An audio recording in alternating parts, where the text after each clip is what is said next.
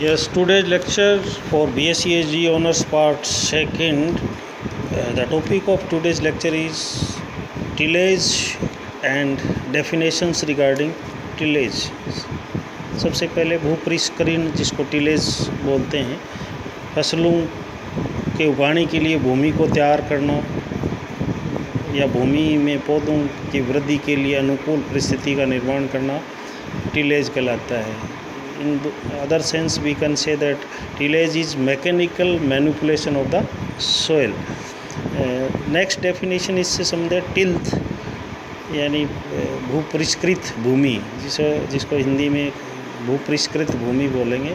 tilth the physical condition after tillage, यानी भूपरिष्करण के बाद मिट्टी की अवस्था जो होती है या उसकी भौतिक कंडीशन जो होती है वो टिल्थ कहलाती है.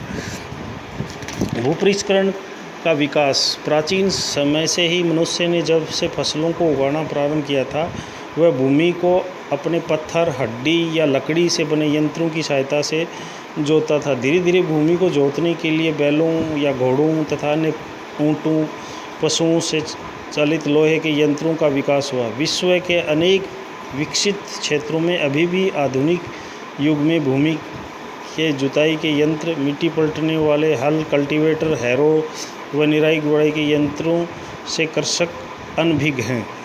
जिथ्रो टूल ने सन 1731 में जुताई की महत्ता को सबसे पहले बताया. टिलेज यानी भूपरिष्करण के बारे में उनकी धारणा थी कि पौधे अपनी वृद्धि में जड़ों के द्वारा महीन मिट्टी के कणों का अवशोषण करते हैं. अतः भूमि को जितना अधिक महीन जुताई के द्वारा बना दिया जाएगा, पौधे उतने ही अधिक मात्रा में भूमि के कणों को चूसकर अधिक वृद्धि करेंगे. जेथ्रो टूल ने भूपरिष्करण को खाद की संज्ञा दी थी. 19वीं शताब्दी में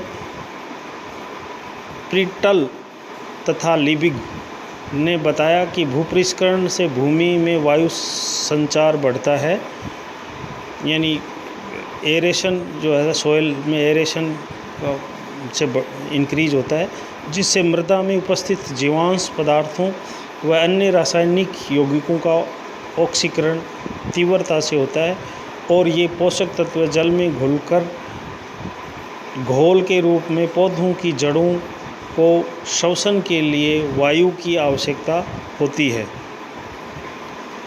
जो कि इस भूपरिष्करण क्रिया द्वारा बढ़ाते हैं.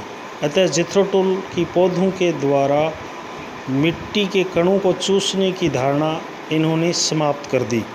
प्रारंभ में कुछ वैज्ञानिकों का मत था कि मृदा की जुताई या खुदाई होने के कारण पौधों की जड़ों का अच्छा विकास होता है. भूपरिष्करण ने मृदा कण जड़ों के संपर्क में आ जाता है, जिससे जड़ें मृदा से जल व खाद्य पदार्थों का अवशोषण आसानी से कर लेती हैं. स्वीट नामक वैज्ञानिक ने सन 1871 में भूपरिष्करण का उद्देश्य केवल खरपतवारों को नष्ट करना ही बताया.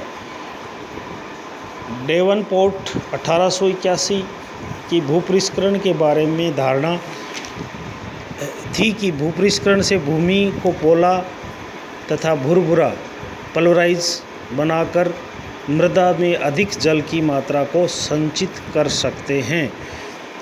अब है भूपरिष्करण में खेतों को जोतना, प्लोइंग, हैरोइंग एंड कल्टीवेटिंग, पाटा चलाना, रोलिंग, भूमि को समतल करना, लेवलिंग व निकाई गुड़ाई, होइंग एंड वीडिंग आदि की क्रियाओं को सम्मिलित करते हैं. इन क्रियाओं के आधार पर भूपरिष्करण को मुख्यतः 2 या 3 भागों में विभक्त किया है.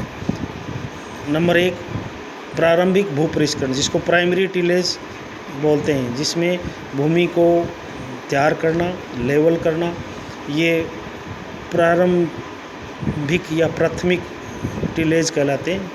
द्वितीयक भूपरिष्करण, जिसको सेकेंडरी टिलेज बोलते हैं, इसमें खास करके निराई गुड़ाई और उसमें जो होइंग और वीडिंग जो करते हैं वो जो क्रियाएं हैं वो सेकेंडरी टिलेज कहलाती।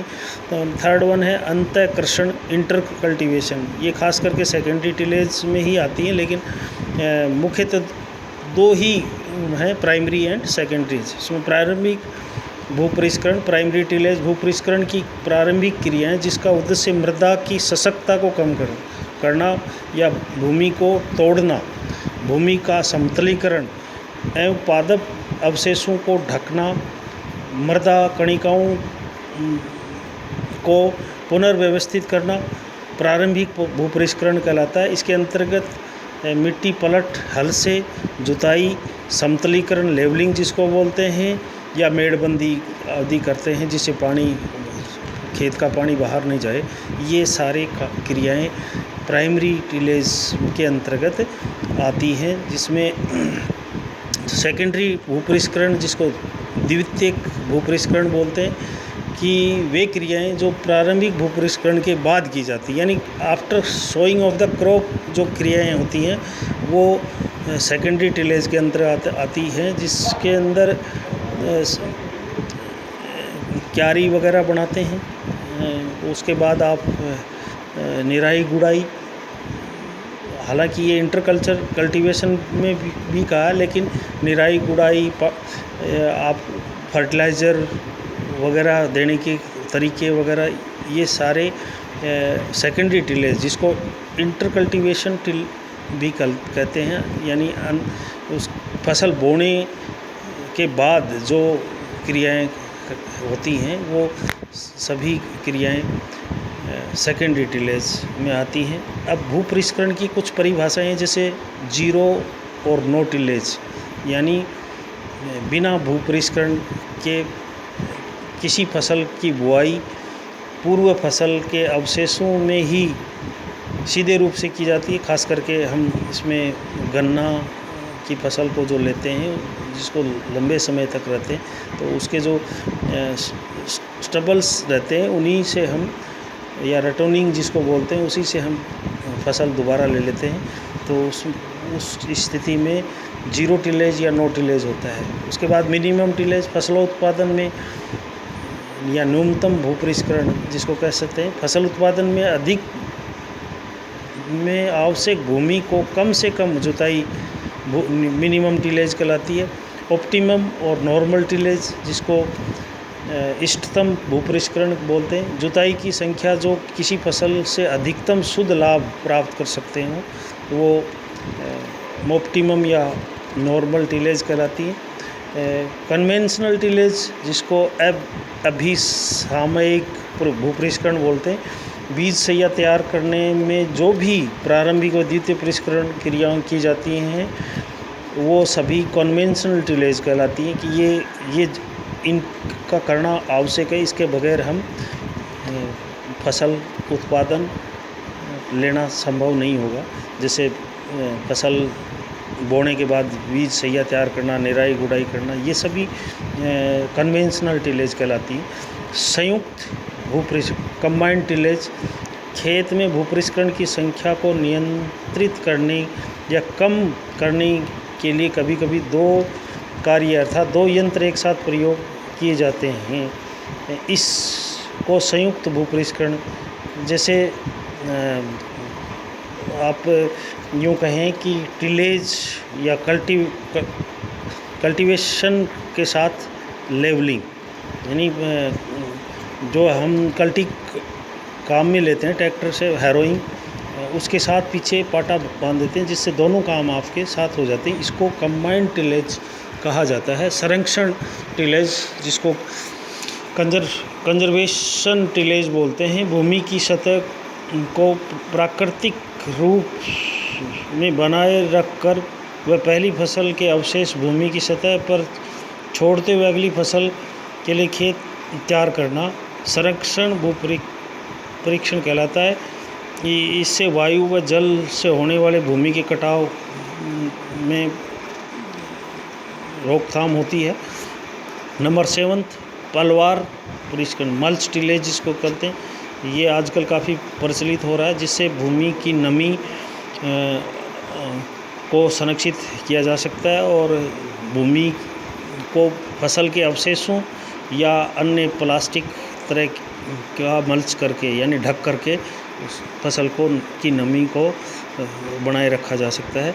नेक्स्ट है ओरिएंटेड टिलेज, विशेष रास्तों या दिशा अनुसार सूर्य प्रकाश, वायु दिशा, भू परिष्करण क्रियाएं व खेत की आधार रेखाओं को ध्यान में रखकर जुताई करना। दिशा निर्देशित भू परिष्करण मतलब किस दिशा में बुआई करनी चाहिए या खूड का जो है किस दिशा में पानी का बहाव होता है उधर उसको रोकने के लिए जो है जुताई करना एक तरह से ओरिएंटेड टिलेज कहलाती है। उसके बाद आपकी आती है अंधी गुड़ाई, जिसको ब्लाइंड होइंग भी बोलते हैं, कि ये उन क्षेत्रों में खाली स्थानों में होता है। फसल के अंकुरण के पूर्व की गुड़ाई को अंधी गुड़ाई यानी भूमि की तैयारी जब शुरू में हम करते हैं उसको ब्लाइंड होइंग, इससे सारी वनस्पति मिट्टी के अंदर मिल जाती है। तो इस तरह की ये कुछ टिलेज की हैं जिनकी परिभाषित किया गया। Next we have discuss on the next class. Thank you.